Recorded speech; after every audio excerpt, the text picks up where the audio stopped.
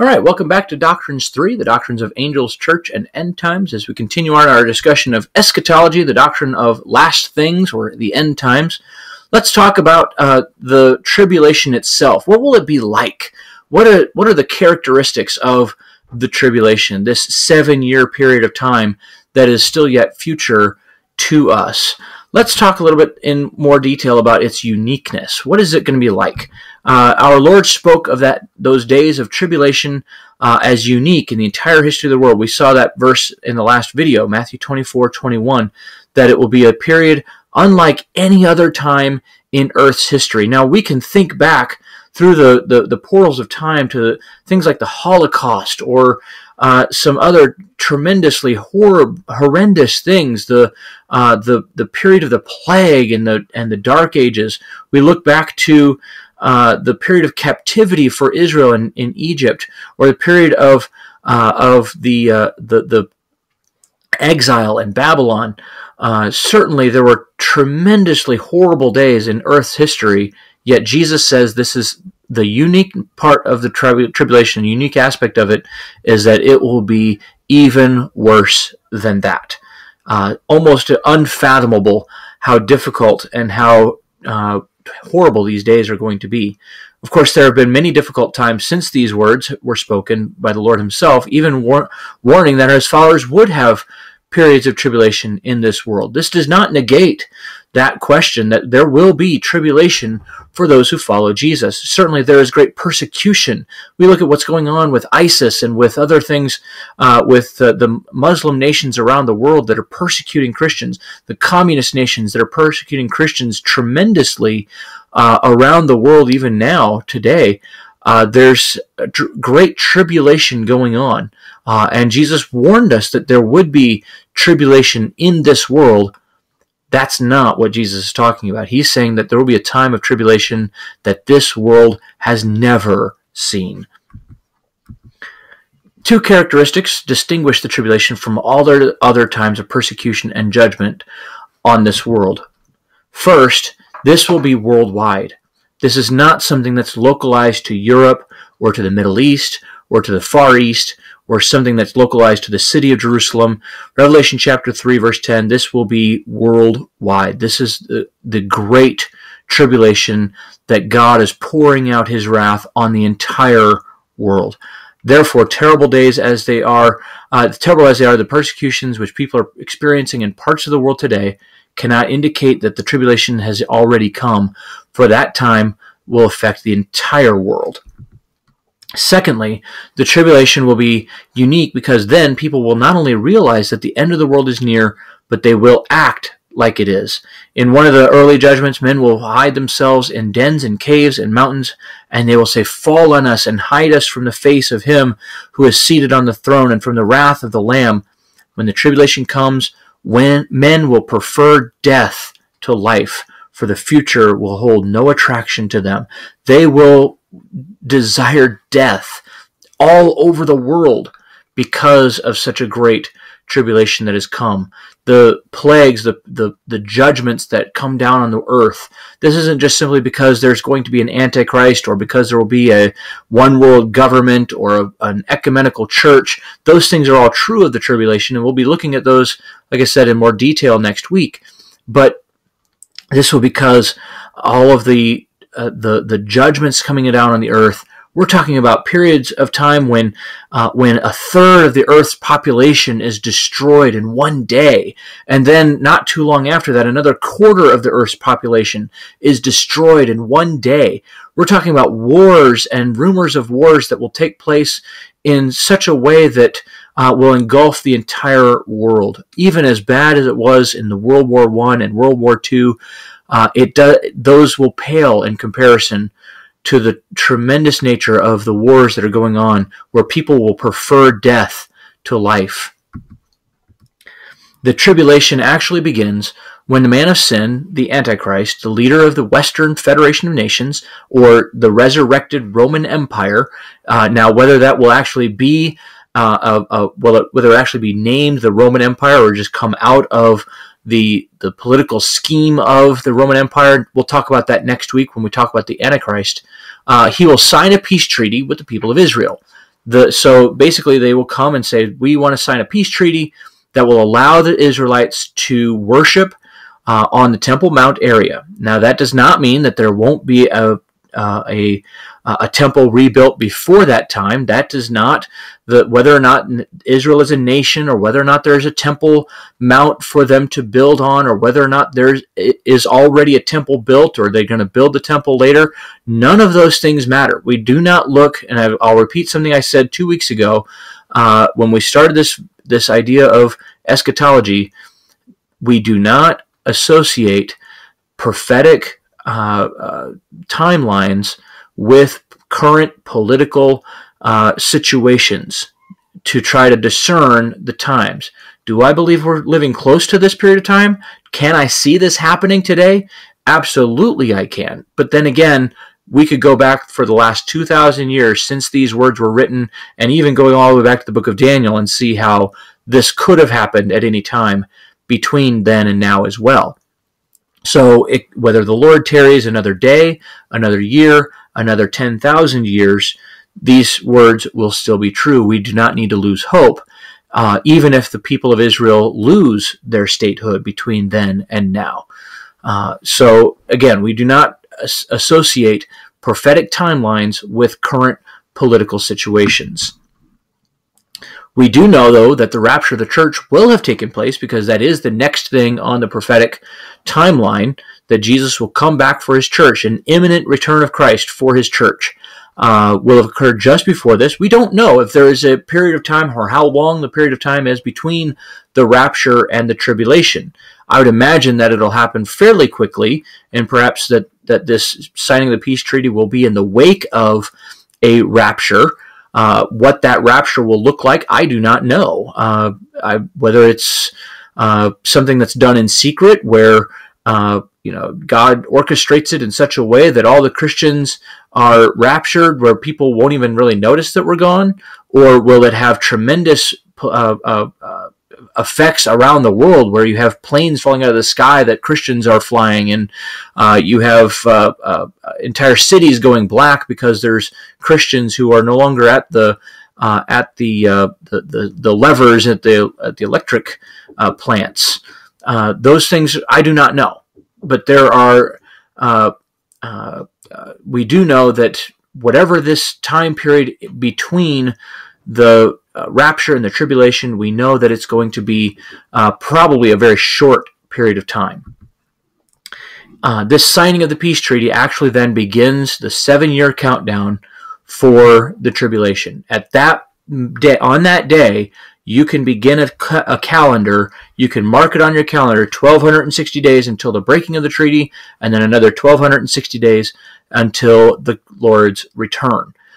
It will be very easy to put that calendar together at that time. However,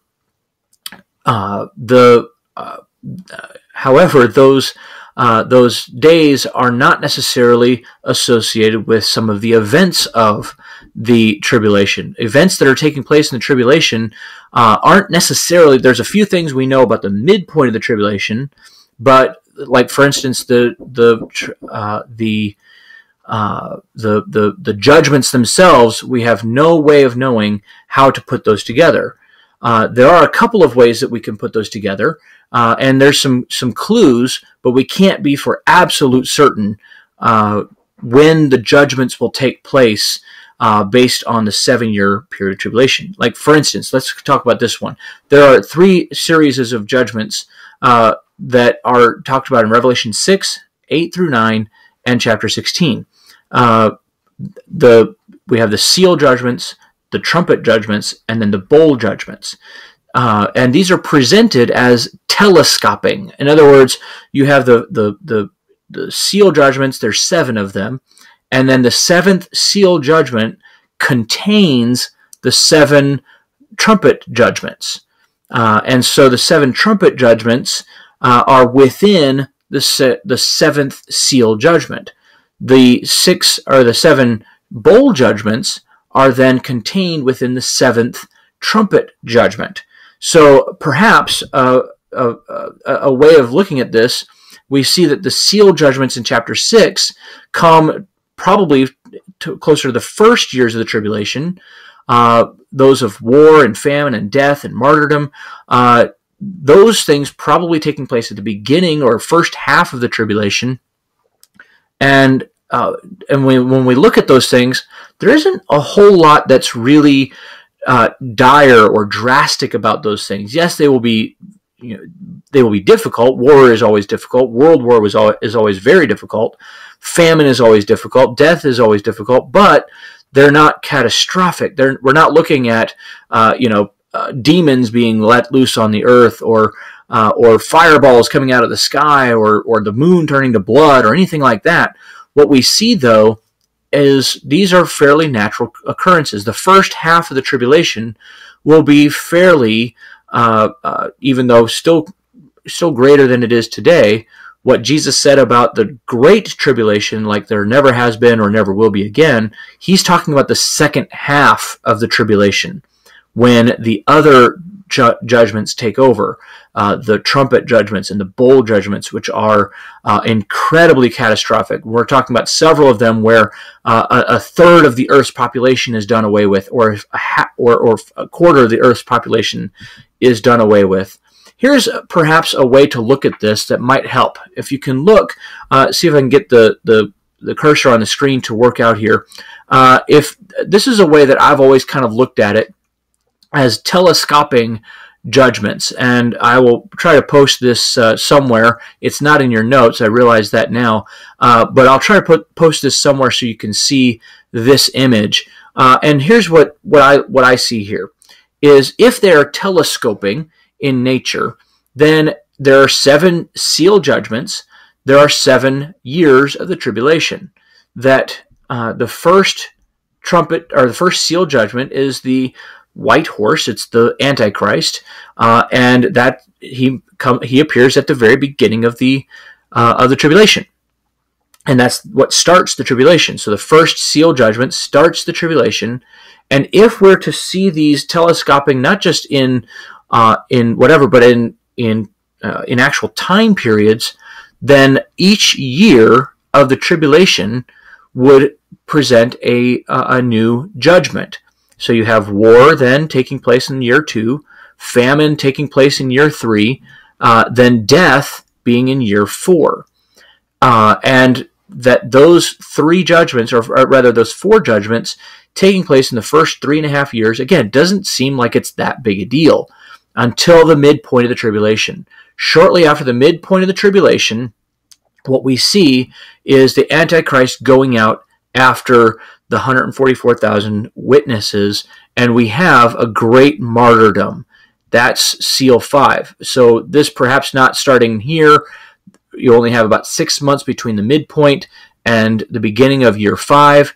That's when the 144,000 and all Christians, all believers throughout the period of tribulation, are being hunted down and killed. And there's a great martyrdom. So it would seem very likely that this martyrdom takes place shortly after the midpoint of the tribulation. Then, as we get closer to year 6, this earthquake taking place kind of in the midpoint of the 3.5 years, the midpoint of the Great Tribulation. And again, these are not necessarily, I don't think, like on the anniversary of, but maybe more in a general sense. And then if you can imagine, if you can think about this happening, that the last seal judgment taking place either in the last half of the last half, when God is pouring out his wrath on earth, or perhaps even this last half of the tribulation, where you have the final trumpet judgments, each taking place, and if we divide a 1 year period into 7 periods, they're about 6 weeks apart. So if each of the trumpet judgments starts coming at a 6-week interval or something akin to that, then you can just see how those are starting to pile up on one another. And then the 7 bowl judgments, if that's the case, then these are taking place about 1 week apart. And if you can just imagine that just coming in rapid succession there toward the end, that these judgments are taking place on earth. And one of the reasons why I believe this scheme is likely is because of what Jesus says about the nature of the tribulation. He says that it will be like a woman giving birth, that these are like the birth pangs. These are the contractions that a woman is going through. And I've had the opportunity to be at the birth of all 5 of my children, and on each one, even the oldest, who was born by C-section, my wife was going through contractions at the time. But for each one that was born naturally after that, there was the contractions, and they don't just simply moderately speed up or moderately get more intense. They go through this kind of jump where you're going through, you can kind of time them. Okay, they're at every about 10 minutes, and they go along like that for a while, and then eventually at some point they just cut in half, where it's just now they're coming every 5 minutes or every minute, and then they go along like that for a little bit, and then all of a sudden now they're coming right on top of one another. And so if we kind of take that a bit literally about a woman's birth pangs or contractions in giving birth, then this model would really work, and it really matches the idea of these telescoping judgments that probably the first 4 years, first 3.5 years, the first 4 seal judgments, not that difficult. But then as you get closer and closer to the end of the tribulation, things just get worse and worse and worse, and then judgment is being piled up on judgment, to where now you're every week, a fireball is falling from heaven, or there's signs in the heavens, and people are dying left and right. We can see this is when God is pouring out His wrath on earth. At the same early part of the period of the great ecumenical, at the same early part of the tribulation, during this period, there will be a great ecumenical apostate church. The first half of the tribulation, there will be a tremendous politically influential ecumenical church of many faiths that come together. It's very likely that perhaps part of the signing of the peace treaty with Israel is not so that they can rebuild the temple on the Temple Mount, but rather that they're given a portion of the Temple Mount to build the temple, where they will also build a Christian church. They will also build a Hindu temple. They will also build some other, and perhaps a humanist, atheist library or something like that. The Temple Mount is a huge area, and it does not mean we do not need to think that the only thing on the Temple Mount is the temple itself. Right now, there is a mosque and a holy site for Islam.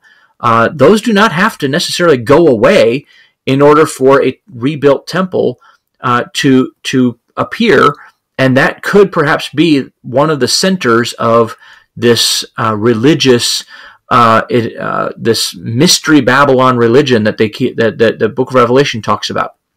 But we will see this ecumenical apostate church. In addition, there will be many converted by the witnesses of a group that will be sealed, the 144,000. We'll talk about these guys next week. And these 144,000 will, for the first half of the tribulation, go out and be witnessing for Christ. And there will be many people that are saved. There will be a great revival. But during the midpoint of the tribulation, all of that turns, and those people then become martyrs. And many of those 144,000 and many of those who are saved during the first half of the tribulation will lose their life in anticipating the final return of Jesus.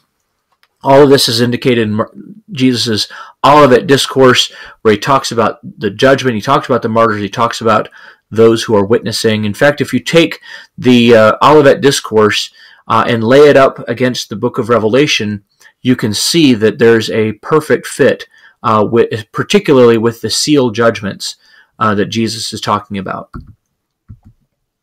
As the middle of tribulation approaches, certain important events will occur in that midpoint. First, we see that Egypt will be defeated by the armies of the man of sin, Daniel chapter 11, that he will defeat the Egyptian armies. Make sure you also understand that this will not be a great period of peace. Even though there will be a one world government, there will be many dissenters who aren't necessarily Christian. Egypt, the Far East, many places around the world will oppose the Antichrist, and then will subsequently be defeated in those wars and rumors of wars. The nations of the Far East will form into a coalition and begin to move on Palestine. We see this in the 200 million man army that moves from the Far East into Palestine to begin the Battle of Armageddon. Exactly at the midpoint, the man of sin will break his treaty. He will cease to be Israel's protector. He will demand to be worshipped himself. At some point, he will receive. Book of Revelation, chapter 19 says that he will be killed with a death blow, and that he will simulate a resurrection. Instead, he will actually be indwelled by Satan himself. And at that point, Satan will have achieved his number one goal in life. We talked about this all the way back in Angelology when we talked about Satan. His number one goal in life, I will be like the Most High. And he will sit down in the temple itself and demand to be worshipped as God himself. Daniel calls this the abomination which causes desolation. Jesus refers to this in the book of Daniel, that had not yet happened when he was on this earth, even though Antiochus Epiphanes had desecrated the temple. And then, of course, subsequent to that, AD 70, Titus destroyed the temple. He did not desecrate it. Later, someone else built an altar for Zeus there on the Temple Mount, but there was no temple there at the time when they did that. Instead, the greatest abomination that causes complete desolation of the temple is that Satan himself will enter the temple under the resurrected Antichrist and demand worship of himself. He'll set up an image of himself in that temple court area, and seek then to conquer the entire world and destroy all Christians and Jews. As the latter part of the tribulation progresses, God will be pouring out his additional judgments on the earth. The trumpet judgments, the bowl judgments will be coming out, and these are described in Revelation 8 and 9 and Revelation chapter 16. They include more disturbances in the physical universe, including the water supply of people, massive death, demonic persecution, pain and sores, widespread havoc and destruction all over the earth that God is allowing to take place on this earth as he's pouring out his wrath on the earth. As the man of sin continues his march toward world power, he will face his enemies from the east.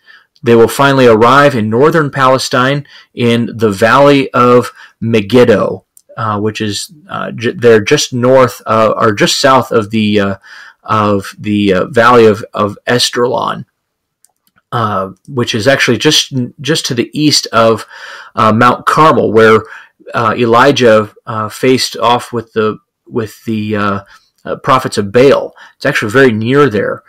This valley of Megiddo, the armies of the world will join in battle together, and then Jesus Christ himself will return to defeat his enemies. He will return at the end of the tribulation period, because the people of Israel will have called for his return.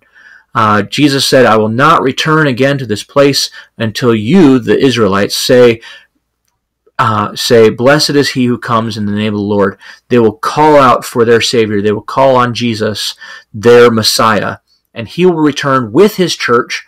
We will parade on white horses. He will set foot on the Mount of Olives, break it in half, the book of Zechariah says, and then he will march. We will march with him from Jerusalem up the Esdraelon Valley to the Valley of Megiddo, and it says there that the blood, that they will trample out his enemies, and the blood will splatter to the hilts and the bridles of the horses themselves.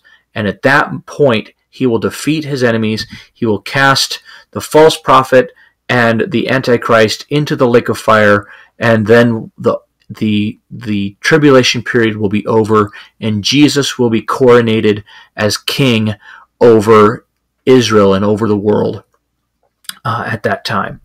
That's all we have for the tribulation. I realize this video was a little bit longer than I was expecting it to be, but next week we'll talk a little bit more specifically about the Antichrist and some of the other aspects of the tribulation.